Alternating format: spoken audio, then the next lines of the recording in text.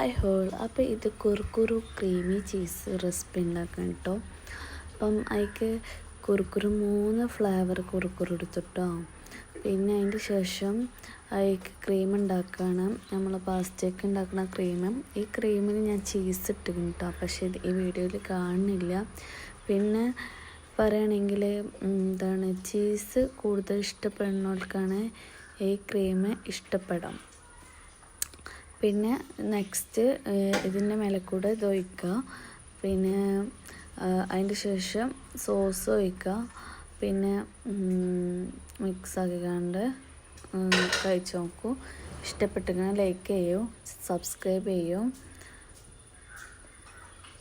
By.